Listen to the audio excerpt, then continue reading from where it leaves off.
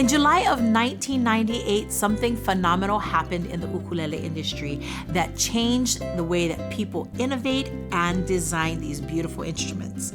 It was the creation of Kanileʻa ukulele. We're talking story with Joe and Kristen Souza, its founders, coming up next.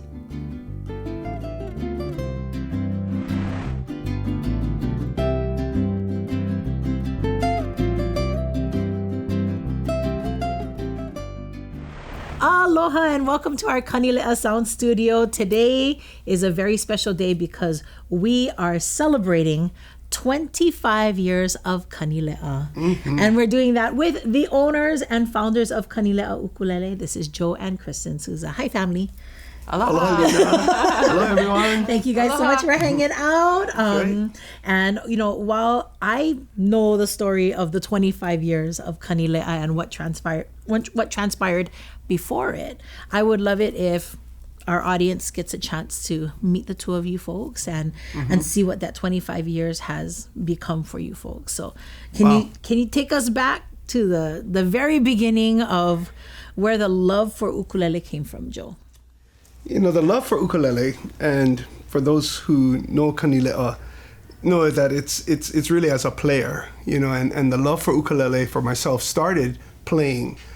Fortunately, in the 4th grade, when we were taught ukulele, I was very blessed to have my mom's twin sister be our teacher, our music teacher at Enchanta Lake Elementary School.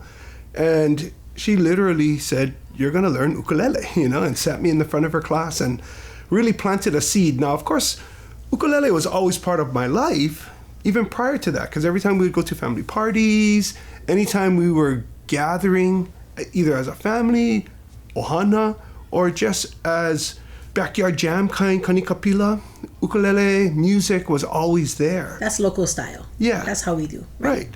And every time we pray, ukuleles come out, you know? Every time, happy birthday, ukuleles are out, you know? And everything comes with ukulele in that case, or music.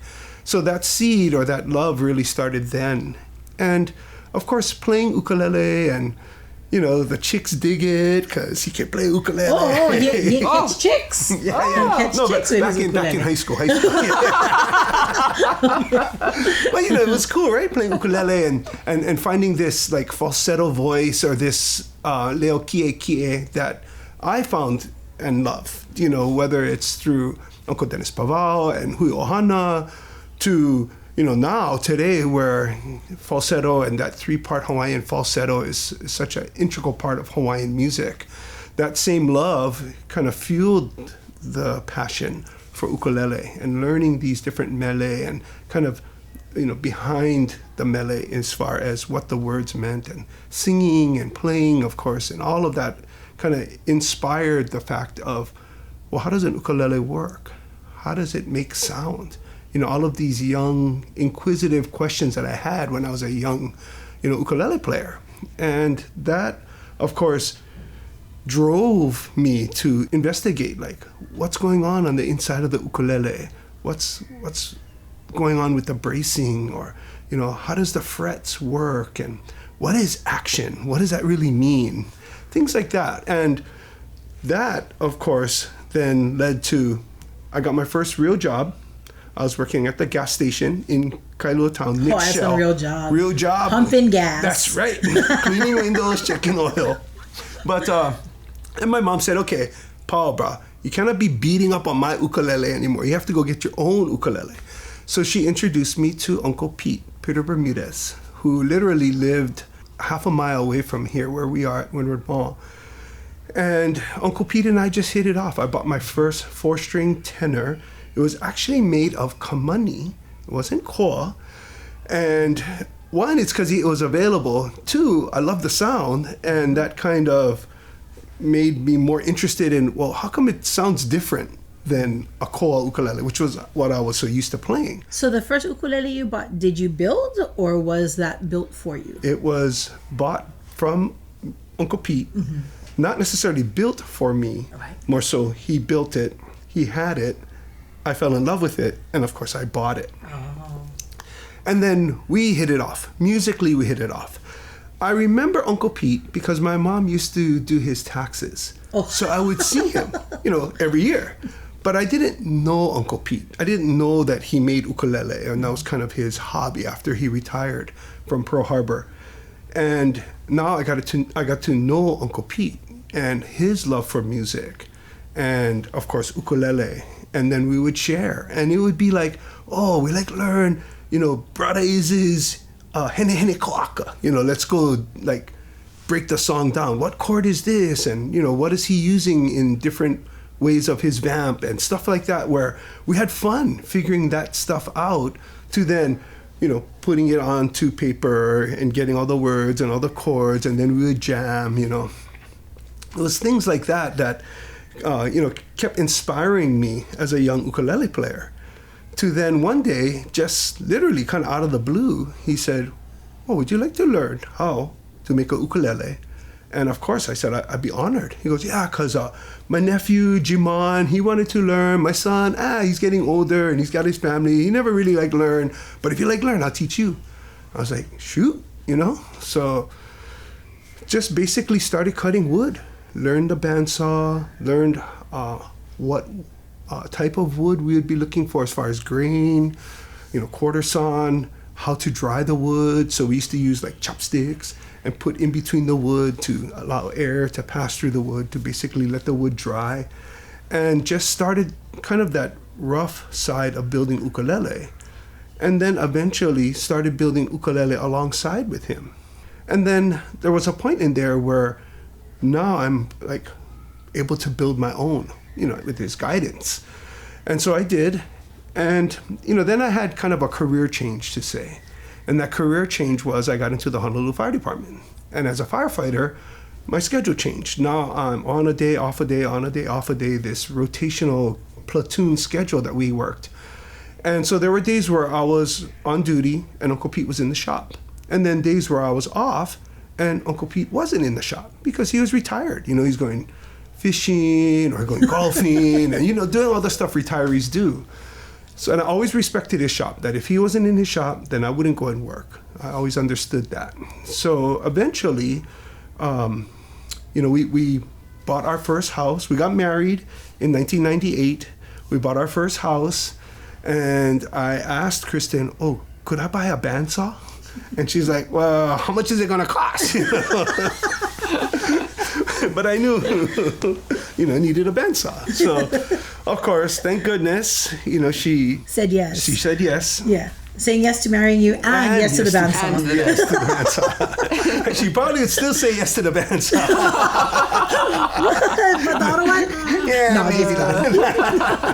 But wait, just so that I'm clear, you folks got married in 1998. Yes. But that's the start of the company. Yes. So essentially, marriage and Kanileʻa is the same age. Absolutely. Wow. Yeah. That's excellent. So we got married. Yep.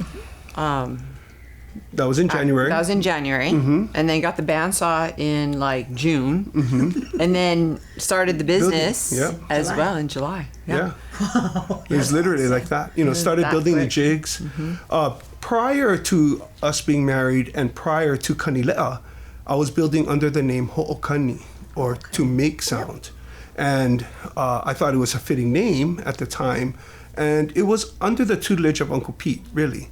Even though towards the end, I started to build more on my own, not necessarily with him watching every single step, because he was confident in what I was doing. So when we eventually built our own shop, in this case at our house, literally it wasn't even really the garage. We lived in the garage, which was like a studio, and outside of the garage was like a patio area. The patio was the ukulele shop. So Kaimana, we already had Kaimana. Yes. He was 5. 95. He was born in 93. Right. He was 5 already. And then we had Iokepa also in 98. Yeah, December of 98. Wow. Yeah. So the 5 of us lived in that garage. And so also, Or 4 So at Kristen that time. said yes to the bandsaw, but Yes. you need more than a bandsaw to build ukuleles. So Yes. how did you get her to say yes to all the other tools? Well, slowly started to introduce these other tools. Oh, look, I found a radial arm saw on Craigslist, kind of thing. Can we get it? Yeah. Oh, what does it do? Well, it cuts wood. Well, doesn't the bandsaw cut wood? Yes. I probably would have asked the same questions. How many saws do you need? Right. But it was the different jigs. It's beyond just the saw and the sander and the thing that we needed to actually, these tools. It was all the jigs, the fixtures, the templates, of course, the wood itself, and getting all of those different components. Fortunately, Uncle Pete and his shop to say I still had access, so I could go and use his big bandsaw when I needed to cut big things, because the bandsaw we got was for more finer, smaller cuts. Eventually getting a bigger bandsaw, and it was steps like that, which literally started as grassroots as that sounds. It started like that, step by step, small tools, small improvements, but continuous improvement on always building a better instrument. That was the drive. Well, you found the kindred spirit in someone who is curious. I mean, I think, if anything, that's the one thing that I have appreciated about you and about the company is in our innovation, part of innovation, you got to be curious. You got to figure out how things work and why it works that way and how can I make it better, right? So you found that kindred spirit in Uncle Pete.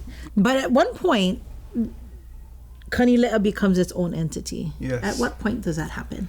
That was pretty much in 98. In 98. Yeah. Uncle Pete, when he passed, he would still come and visit us on Kahuhipa Street. I need Before one he piece. passed. Before he passed. Yes. Because when he passed, then that's just ghosts coming in. At that point, yeah, I'm sure he's there in spirit, but he would come and I need one piece of binding, or, he's building an instrument and he needed something from us that we had. But he would always be so amazed. Literally, every single step on how we build our ukulele was not the way that he taught me. And not saying that what he taught me was wrong, but we had improved in so many different ways on what he taught me, and foundationally what he taught me. I mean, from the beginning, my first ukulele with him, it was, can we build a super concert? And the answer from him was yes, or what we would call a super concert. Literally a concert body with a tenor neck or a longer scale. And his answer was yes. There's nothing in the rule book to says that we can't do it. Yes. And so that kind of nurturing environment, in a sense of outside of the box thinking, was perfect for me. Because literally the road could have been, no, you don't do that. Right. Nobody I'm a does traditionalist. that. Yeah. I do things by tradition. Right. You do it this way, or you don't do it. Or you don't do it. Right. Exactly. To today, where if that no could have been a game changer to see on how far would we push innovation, or how far would we get as a modern day ukulele builder. So his nurturing environment of, yes, let's figure it out. I don't know how, but we can figure this out, right? Which I think drove him too, the curiosity from a player to becoming a builder and a hobbyist builder. He wasn't like in business. He was retired. Of course, the supplies weren't free, so I would pay for glue, for finish, for things that we needed. There was costs involved, tuning keys, strings, nuts, saddle, which I didn't mind. But having him guide me through those early years with, let's try, let's do this. Hey, can we do something out of maple? Doesn't have to be only koa. Yeah, let's go build a maple ukulele. Let's try different tone woods. And it's funny because we would go out, eat lunch, and go grab a poke bowl or sushi or something. He's like, hey, grab your chopsticks, because we used to use the chopsticks as our bracing. That was our bracing that we would use. Oh, you guys grabbing materials from the restaurant for the shop. Hey, that's grassroots, if anything, right? So maybe an old Hoʻokani ukulele, if you smell it, might smell kind of poke bowl. Poke or sushi. That is amazing. Yeah. That is awesome. And I understand that Uncle Pete has passed away. He has. And respectfully to his family, they thank me, us, for recognizing the fact that if it wasn't for him, absolutely, this would not have been. And I honor him in so many ways when we build ukulele, but even beyond that, being a little Kaneohe town, haiku, this little spot, the most beautiful place in Hawaii that we think, because we live here. But here comes, Uncle Pete, his teachings now living through today. And I'm sure if he were to walk through the shop today, he would be blown away on what we're doing and how we build today. So, of course, I love you, Uncle Pete. Yeah. Okay, so now we're starting to accumulate tools, Kristen. Just checking off on things coming from Craigslist. Right. You guys grabbing chopsticks from the restaurants. I mentioned that one. We started to get hand split spruce, Sitka spruce. Right, specific. so now we're starting to get wood coming in. You got tools. This is all in the patio of your house. I'm sure some of it is starting to creep into the house. At what point do we say, this is a real business and we need a real space? Kristen? Well, that's a great question, because there was a lot of dust that was creeping into the house. And the exterior of the shop, it was really fun. It was outside to begin with. We had no walls, corrugated roofing. And so we would worry when it would rain because it could leak. And we lived in the most humble area. And I think that is very important to who we are and where we were going and wanting to get better in even just our home environment. And so we had tools and we ended up covering all the outside, fixing the roof. And we said, we want to be a real business. Let's move out of our house, tear out all the walls. And that's what we did. We moved to my parents' house with the kids, and this was probably Kahiau was born, so it was after 2000. So now you have all your 3 boys. We have all our 3 boys with us. Moved out, converted the entire garage and patio into a building, kind of a mini factory shop. Got our first employee. Yeah. And your first employee was? Alastar McNeil. Alastar McNeil. Oh, of Beatlele. Of Beatlele. Yes. Alastar is your first employee. Yes. Wow. And he's still playing his Kanileʻa. The one that he built. Yeah. That you helped him to build in that shop. In that shop. Wow. Yes. That's amazing. Yeah. Kind of testament to the fact that how the instrument holds up after all these years, that he's still using it professionally. Oh yeah. That's awesome. And Alastar is awesome. And the things that we did together, because he was a musician also. Yeah. He loved music. Oh, yeah. Loved music. And, of course, loved ukulele.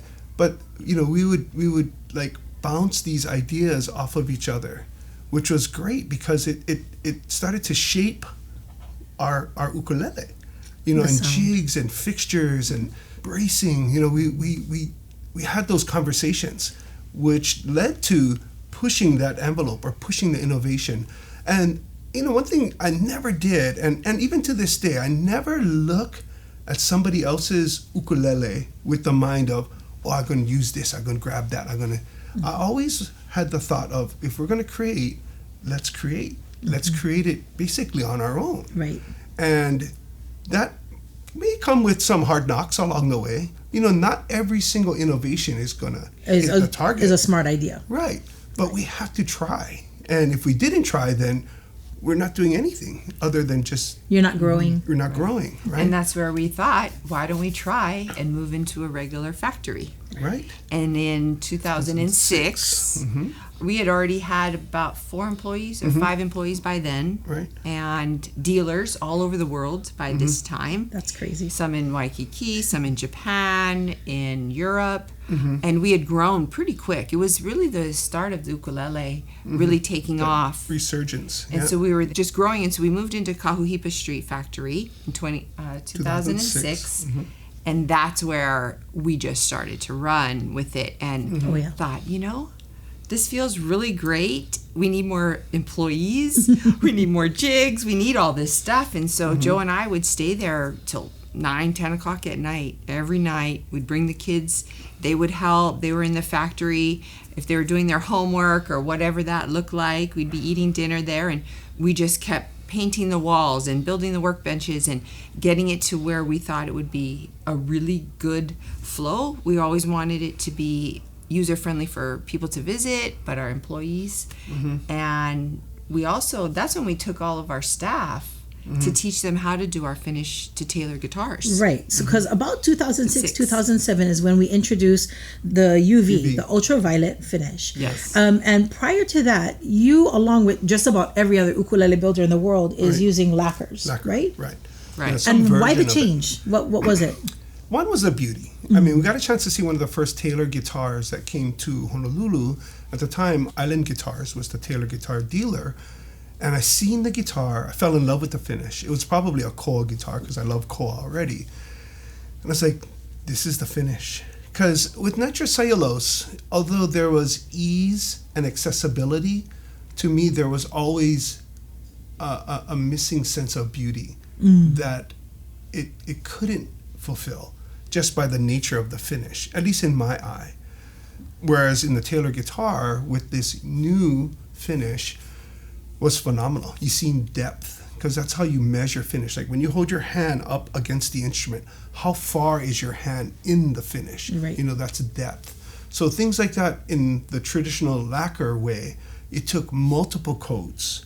And again, yes, ease of workability and ease of accessibility made sense. Because everybody's using it. Right. And you can go to the local anywhere and find it. But Joe doesn't do what everybody does. Never. We already learned that, right? And here was Taylor. Now, Taylor's reason may have been different, but they were still in search of that perfect finish. And here comes the little ukulele company, you know, their little brother from Hawaii in the middle of the Pacific to ask that question. How can we do you the UV finish?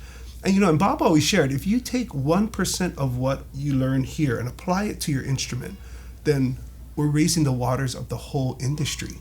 And that kind of abundant mindset is where he was. Like, sure, chances are this little ukulele company who's very interested in doing this finish is not necessarily going to go back and make the investment and the time and really do it to say.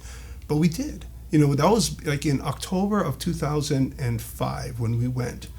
Because in May of 2006, we went live. That was the introduction of it. Of UV. And we're not looking back. This is the finish. In the future, it will be the only finish, really, as I can foresee. For several reasons. You know, the protection, which is why we put a finish on the instrument in the first place. The ability to keep its clarity so it doesn't turn an amber or yellow color over the life of the instrument. And then, of course, its environmentally responsible way of applying a finish to an ukulele or to a musical instrument. And to me, that makes total sense. I mean, we grew up in a way where aloha aina is everything. You take care of the land. That's what we do. You walk down the street, you see rubbish, you pick it up. Pick it up. Yeah, you don't just walk by and go, oh, somebody else gonna get it. Never. Not in the way that we were brought up, right? So that same mindset is how we build our ukulele. What kind of footprint are we leaving in the process of building our ukulele? And how, you know, positive will it affect on our environment or adversely against our environment? And we have to look at those things as a responsible builder, right? Oh, yeah. Mm-hmm.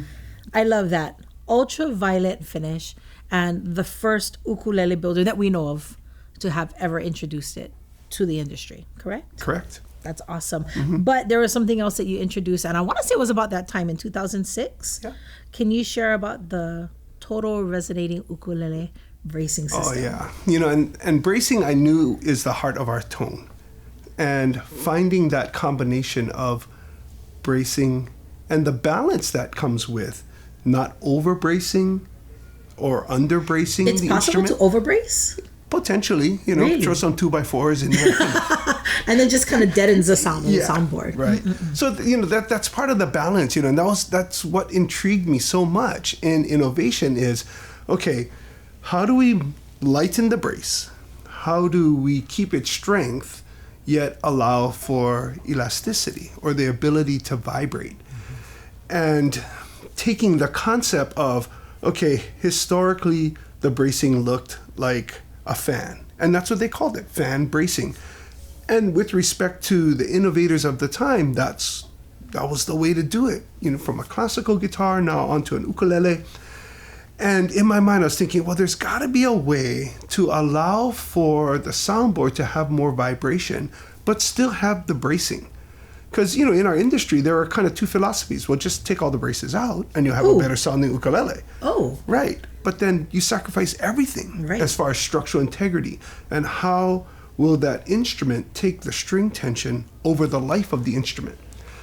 Of course, alternatively would be to brace your instrument, but brace it strategically to allow for resonance, allow for sustain, and all of these words that describe sound, yet still protect the instrument from that string tension, constantly pushing or pulling on the soundboard.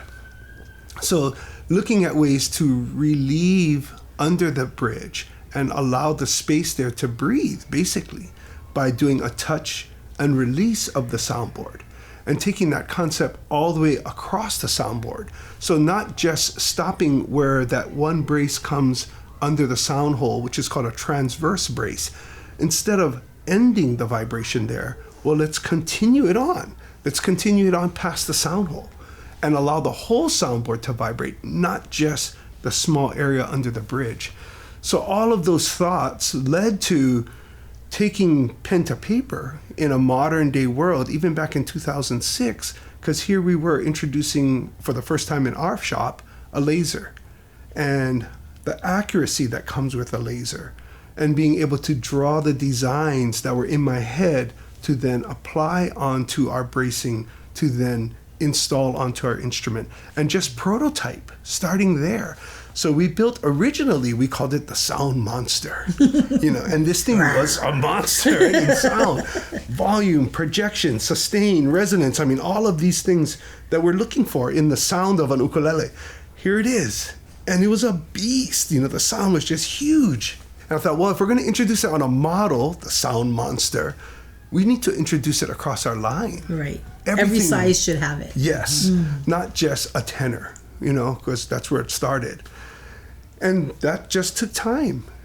R&D, taking the concepts that we learned from, you know, generation one to be able to create all of the sizes and ultimately create it to be released on our whole line, where everything would come with our true bracing, total resonating ukulele bracing system. And really that is the heart of our sound. That's amazing. And is this something that you've, well, I know, I already know this, but it has shown up in other instruments and other brands, hasn't it? Absolutely. Yeah, versions of it. And, you know, there's a funny story in that. So Kaimana, our oldest son, is in Shanghai at a trade show. You know, and there's the NAMM show that happens every year in America, but there's something very similar that happens outside of the States. One is in Frankfurt and one was in Shanghai. So Kaimana is in Shanghai at the trade show. And of course, he's angry because there's another builder copying our instrument, basically copying our bracing. And of course, further investigation from Kaimana shown that they didn't know everything that we did, but they did kind of one part that you could see through the sound hole or through our puka in the instrument. You'll see the puka in the braces.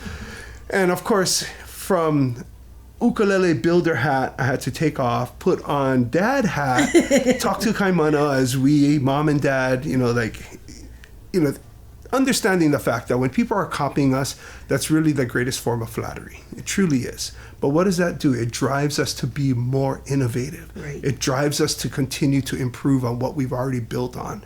And don't look back. Because if they're going to copy, awesome. Well, try copy this and continue to copy this and continue as we move forward on the things that we do. And more importantly, I've always promoted the fact that as a builder, be innovative. Go and do, learn, but make it yours. Check out somebody else's, right?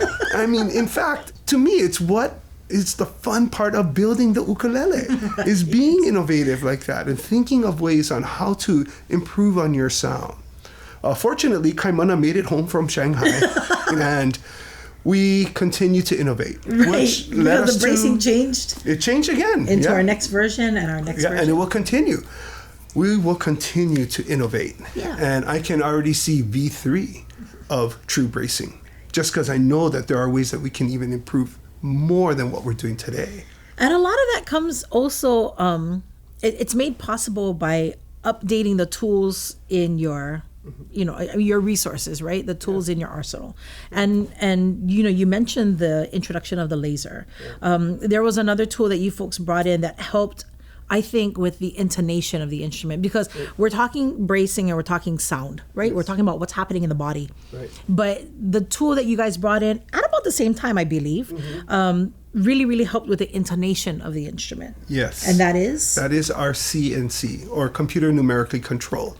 And it's these technologies that we're able to integrate into our lives. I mean, we were having this conversation before we started our interview, right?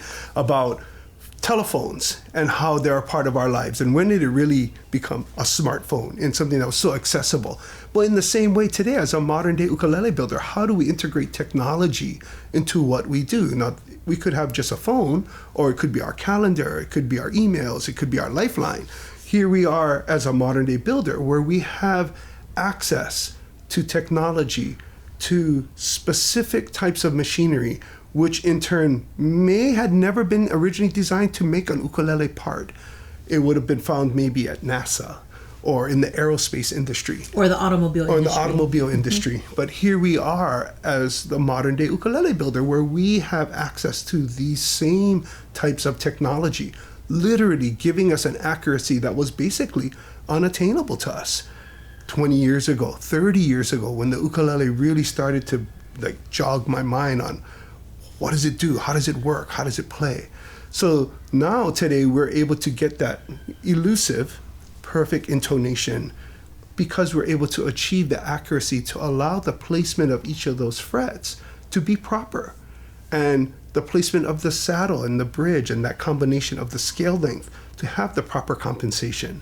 Because when we're looking at string diameters and string heights and how much does that string stretch, there's so much science behind it that we can continuously improve and even achieve things that were basically unattainable to us.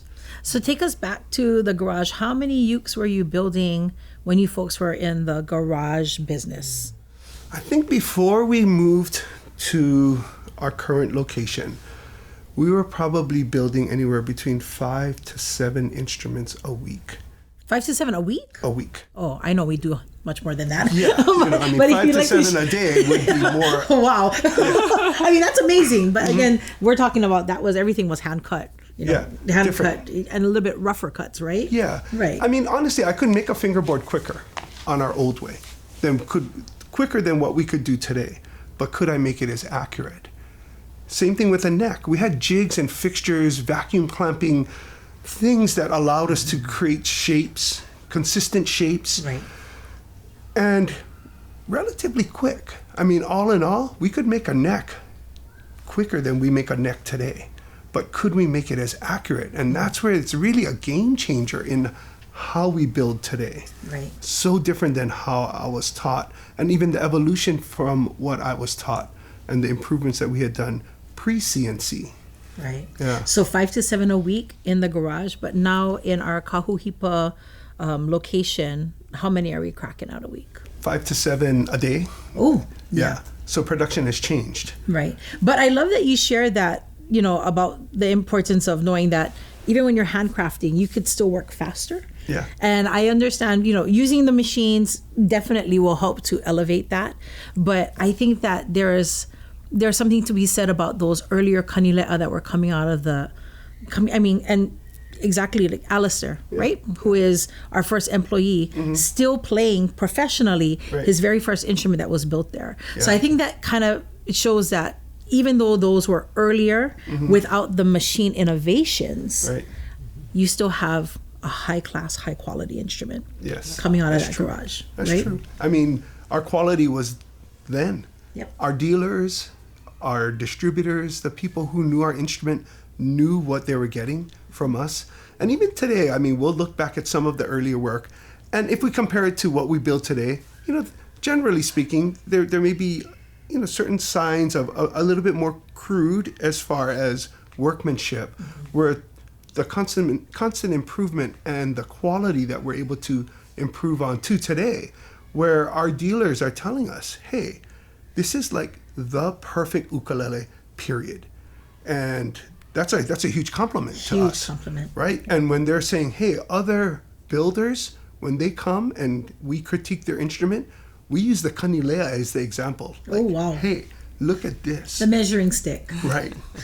Setting that bar. That's excellent. And excellent. we'll continue to improve. Oh, yeah. Constantly improving, innovating, and driving us to create something that may have been elusive, that perfect ukulele, but we're able to do it today. And innovation is a very, very big part of the goals and values of Kanileʻa, right? And I know when we talked about that UV cured finish, you talked a little bit about the environmental responsibility to making that switch from lacquer to that UV cured finish. And it's amazing that you bring that up from 2006 because that means that that's what was in your mind all the way up until 2014 when we start talking about Kanileʻa reforesting. Right? I mean, I think it's big enough that a company has to work on its business, and we have to make so much ukulele so that we can stay afloat, so that we can feed our families, so that our employees can get paid, and and have a thriving business. And then you folks go ahead and you do this offshoot of reforestation. Is that something that you guys can share? Of course. What made you jump into that? This is definitely Kristen's realm. Yeah. I get so excited about the reforestation part. Absolutely. Yeah, so the whole reforestation side of it, we thought about it back. When did you win that falsetto contest? That was in 96. In 96 is when we first thought about planting a koa tree for every ukulele we built. Yeah. Joe won the falsetto contest on Kauai, and they said, "Oh, first place prize gets a trip to Oahu." And we're like, we live there. Could we go somewhere else? So and they were very accommodating. Of course. And so Kaimana and Joe and I, we hopped on the plane and we flew over back to Kauai because we loved it so much. And we were just driving and we were up in the mountains and pulled over overlooking this beautiful plains. You could see the ocean, and there was the old picket fences were there with the grass was so green and just lush. And we said, where are all the trees that used to be here? They're all more further up. And we said, man, it would be so cool to plant a koa tree for every ukulele we built, because we built with koa. And we purpose, I guess, not even aware, we didn't purposely do it, but in the back of our mind we planted that seed that this is something we need to do. But we focused on business, on raising the 3 children, and we never had a plan. We'd talk about it like, God, that would have been so cool if we could have done that, and but we weren't there yet. It wasn't our time. And so then in 2014 I was sitting on the couch. It was a Saturday, and Joe was in the shop, and I had the boys, and something in my mind said, look online for property. I heard this voice, and I'm positive it was God, like speaking directly to me. And I was like, okay. So I got my iPad out. I wasn't very good at iPads back then. It was like new thing. Just so you know, she's still not. Anyway, but I just know this about her. True story. If you put me outside, I'm great. So I called Joe, and I was like, oh my gosh, I found this property. It's 85 acres on the Big Island, and it's vacant. And do you want to go look at it? And he's like, sure. Okay. This is all a phone call in a matter of 5 minutes. And I called my auntie, who's a realtor, and she says, I can look into it. She called back. She says, yeah, there's a property available. And do you want to go look at it? And we said, sure. So we hopped on, booked our flights, flew the next day, because the property had just gone on the market the day before. So the timing for us, and we got there and we said, this is magical. You know how many koa trees we could plant? It went from not talking about it to a plan, like instantaneously. It was the craziest thing ever. And so, long story short, we got lost on the mountain. I thought we were going to get eaten by the tigers and bears because The realtor had fallen. He didn't know where we were going. There were no pins. It was his first time on the property. He fell in the lava and it was all bloody. And I was like, we're lost. So we were actually literally using a compass. Joe had to get his compass out to get us back to the road, where we were like, hey, we need to leave. We're going to miss our flight. So we went back with Kaimana, saw the property, again, a different one actually, and we said, well, we'll plant here. This is it. We're in. And so a week later, everything was agreed upon and we bought the property.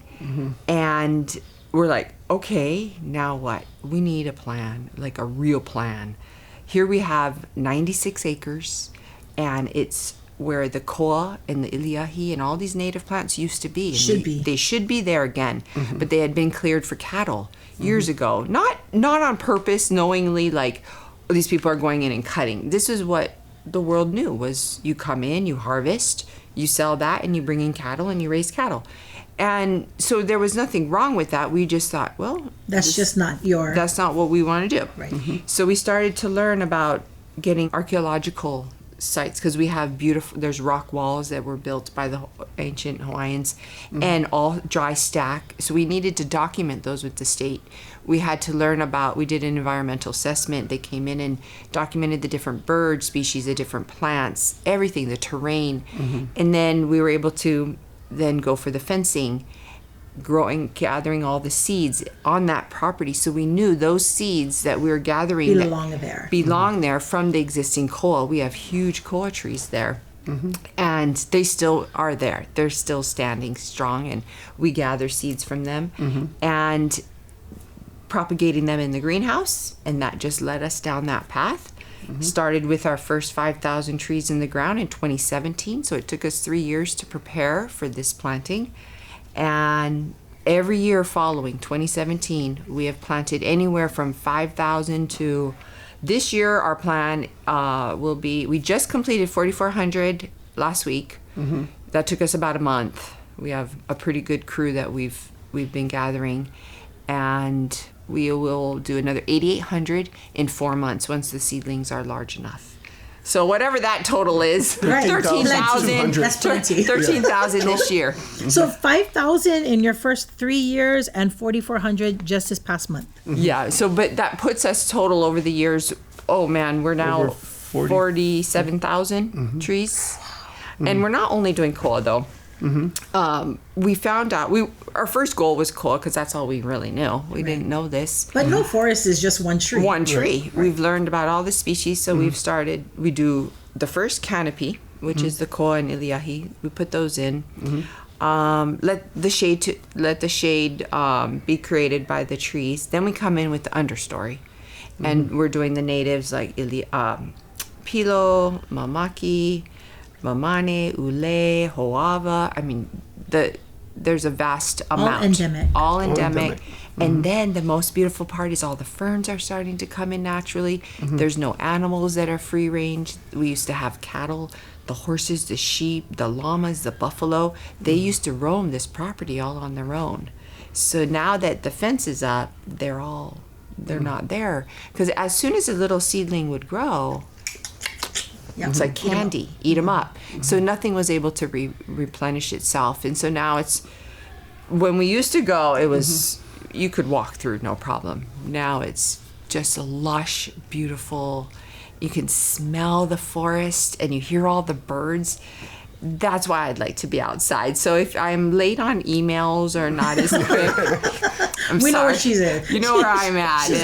Walking through the forest. My head's in the clouds. Has there ever been a time where it was, okay, we're going to plant koa trees because we make koa ukuleles and we need the koa trees to make these koa ukuleles? Never. No. We could be cutting all these trees, but I'm like, never, ever, ever. If one falls, then we will definitely use it, because we feel very passionate that it should be used rather than left to rot. Right. Because once you use it, it actually seals that carbon that's in that product, and then we could use it for ukuleles or whatever the use might be. But it's generational. It's to have a sense, a place. We actually allow our artists to go there It's a place for people to visit, to become inspired, to write music, to do hula, just to have a day off, basically, and walk and get regrounded. So we've taken our employees. Many of them have visited. They stay the night there. And we just share this place. We have now that substance abuse group that from Habilitat. That, I think, is one of the most exciting parts of the ranch. Talk a little bit more about that. They've been coming now for 4 years, maybe 4 years.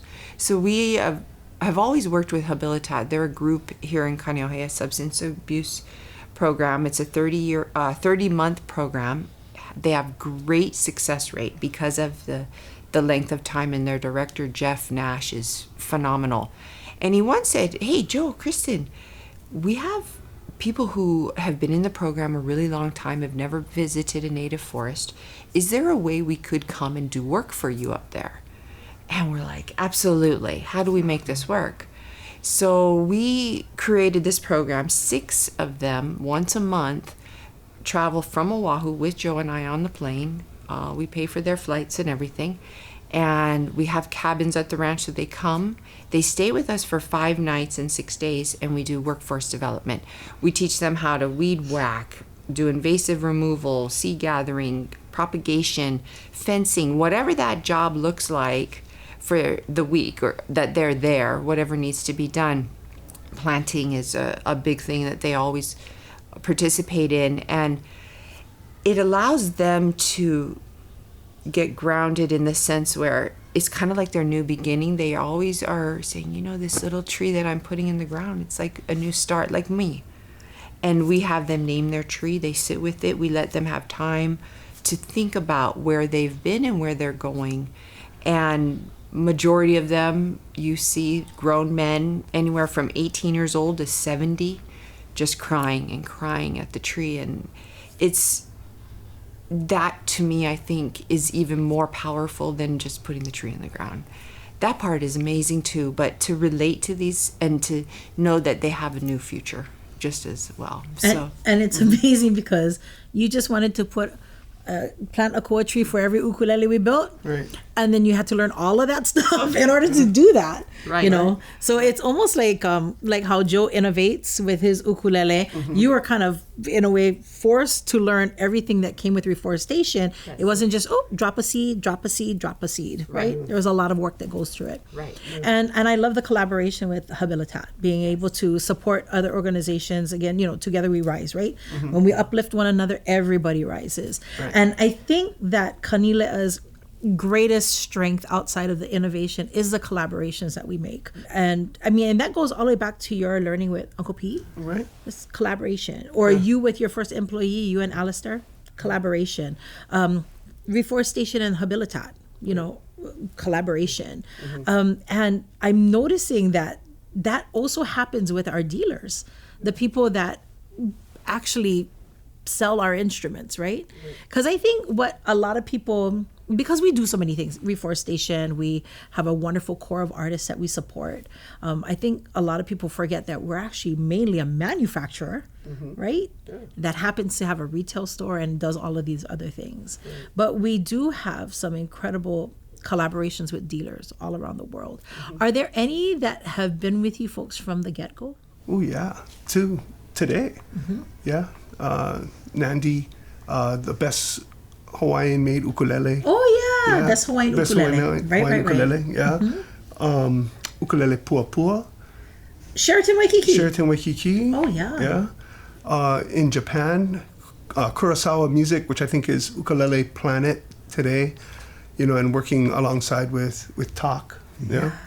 So still selling Kanileʻa, and after all these years. Yeah. And then as our relationship started to develop with dealers, we started collaborating in regards to specific builds where they would have an exclusive build that they would offer. Can you share a little bit about that? Yeah, I think, it started with Nandi, and we did Nalo ukulele because his shop was in Waimanalo, so of course it made sense.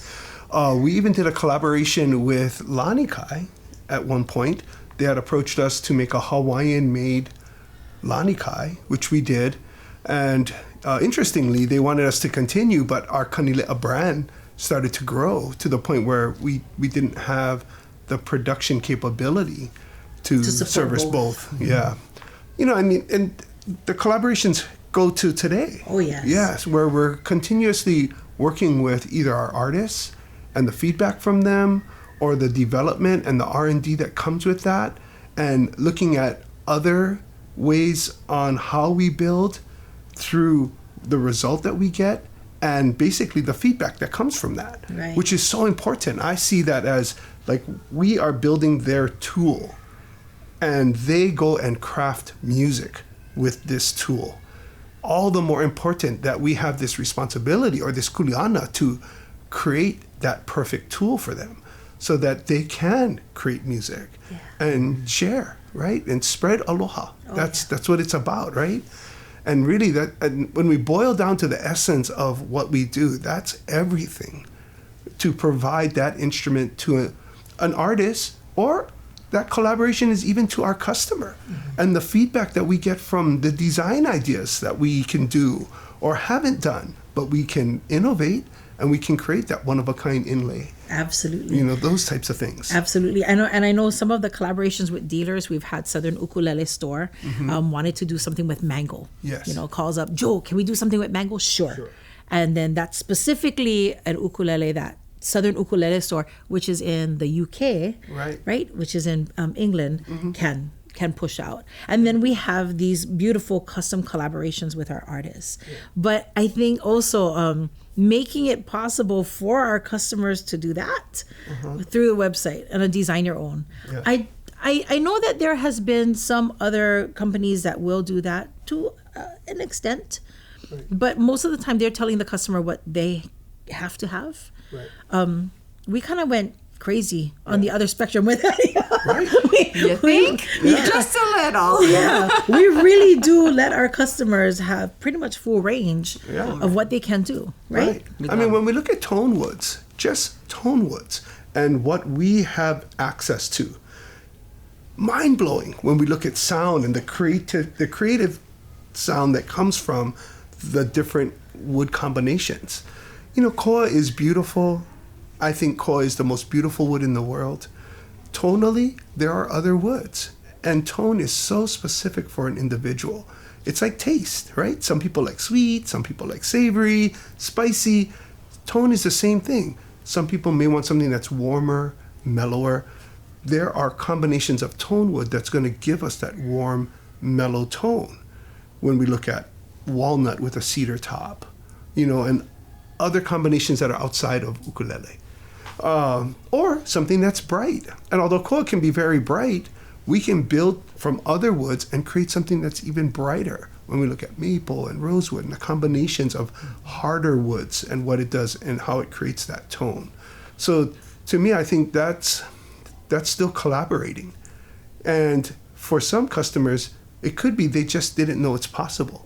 Could I build a Brazilian rosewood Adirondack spruce like my favorite guitar?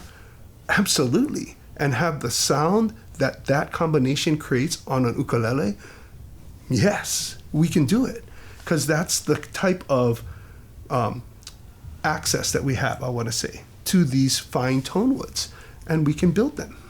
Yeah. That's just amazing. But I think that comes from your curiosity side too, because each wood needs to be cared for differently, built differently, depending if it's a rosewood, what type of sealer, or how to bend it if it's cocobolo. So that look curiosity, at you, like you're in the shop too. Oh yeah, side by side, right? Absolutely. That's right. Yeah. So I think that's how it allowed us to learn about all of those, because you can't. It's not one size fits all. It's so different. Yeah. Right. And I love the fact that we can offer that. And this is something that we've been doing up until the last 25 years, offering these kinds of opportunities for our for anybody that we come in contact with, whether it's a dealer, an artist, a customer who is looking for something special, that we have these kinds of relationships with them. We build those relationships. Speaking of relationships, we have something, really strong with it when it comes to our artists. And this is something that I think is really different. Most companies, when they do sponsor an artist or there's an endorsement in in play. It's a signed contract. It's a signed contract that says, okay, you're going to do these things for us and we're going to give this to you, right? Right. But that's not how Kanileʻa works. You want to share a little bit, Kristen? Yeah, we've never done contracts. We don't have any intention on doing contracts.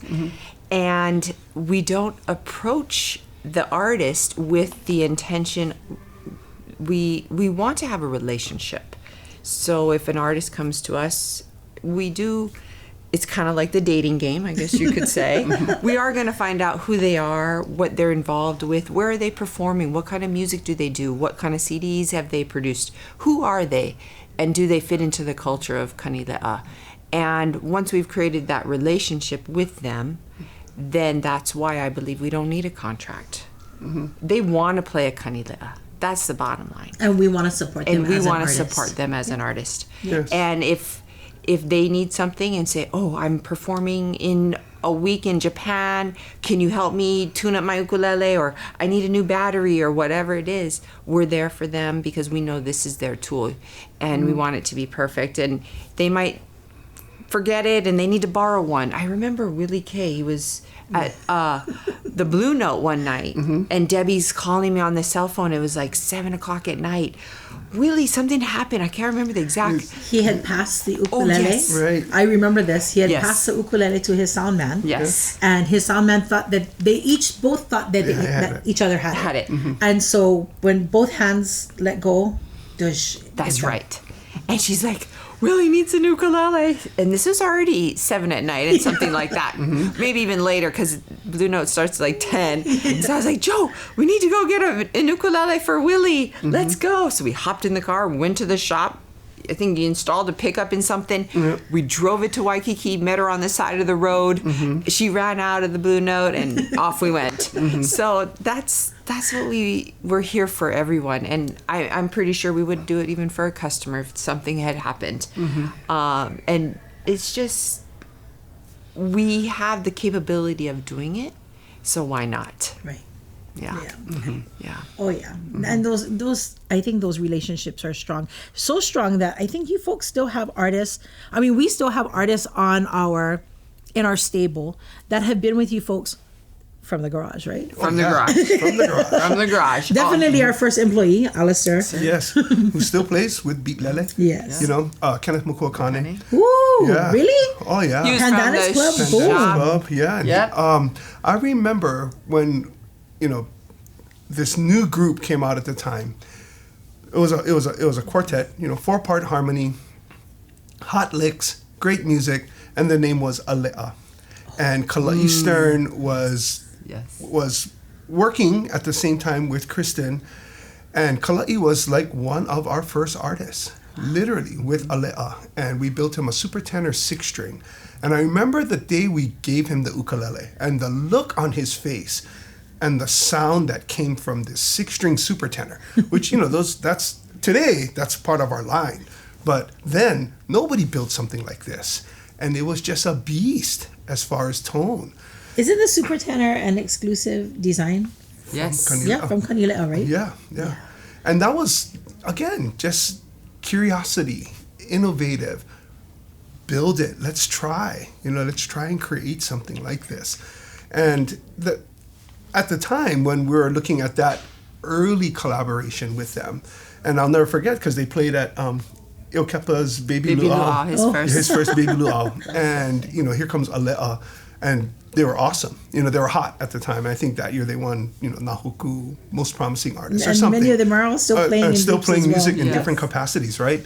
Still pursuing music. But, ultimately it was that collaboration, can you build something like that? A 6-string super tenor, or he may even not have known about the super tenor. And here I am saying, we can build this, and build it, and let him play and get that connection with the instrument.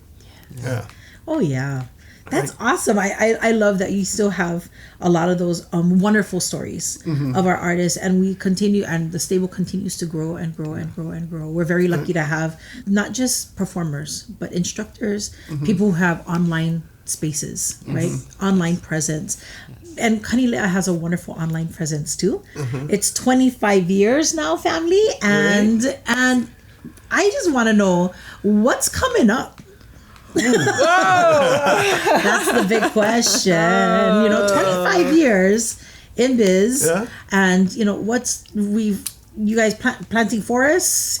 Our artists are out there playing Kanileʻas. You guys are, our shop is dialing in on some incredible innovations. What's coming up in the 25 years? Is that too far? No. Well, I know right now on the horizon, there's a really cool collab. I hope I'm able to talk about it. Of course. But there's a very historical place. Well, let's just say this. If you can't, we'll cut the line. We'll bleep you. Bleep me. Okay. Beep, beep. Yeah. Okay. Thank God. My bosses now are my kids. Oh. Yes. They tell Mama Bear where to be, when to be there, and what to say. You know what? Before we get into that future thing, they're actually a very big part of the future of the company. Yes. Let's talk story about your three boys and how they fit in, because at one point they weren't gonna. Right? I mean, I know maybe Kaimana, but I know that one of them wanted to be a chef, and one was going to school in California, and then at one point there was a turning where they said, we need to be a part of this company. Yes. And I don't know what that real turning thing. I think we should get the three of them in here, and they can share about that. No, you can tell them all about it. Growing up, we always offered them to come to every event that we went to. They could say yes or no. We never forced them to ever go to anything. They got to travel with us. The teachers, they kind of didn't like me too much because I kept taking them out of school to go on trips to ukulele festivals, and we would have them do reports and all that type of stuff, and they were really vested, and they got to stand behind the booth and talk to customers, and I think that was a great experience for them, but it wasn't to have to. Then they grew up, got to go to college. Kaimana went away to Oregon State, and Iokepa then followed it when they were in Irvine together, and they opened Islander Ukulele Warehouse. And Kahiau, he had been just graduating from high school, and he's like, maybe I could come and help in the shop one day. We're like, okay, sure, because we never forced them. We always left it up to them, and let them come to us and say, hey, what do you think about this? Or should we do that? And we always welcome them, open arms. And I remember them having meetings together and be like, okay, let's go talk to Mom and Dad about, we think we could do this. And they'd sit us down. And this is when they were just, Kahiau was 17. And they'd be like, Mom and Dad, you need to give us some titles, and you need to tell us what we need to do around here. I said, you get to do what you want. This is an open space. And they could tell us, Mom, Dad, you guys need to tell us. I said, find your passion. Whatever that looks like, that's what we're going to support. And so they all kind of dabbled in different things. Kaimana used to be the manager of the factory. Then he went to I'm getting this mixed up. I think he went to California then when he came back. He was the manager of the shop. Did a fantastic job. Was incredible.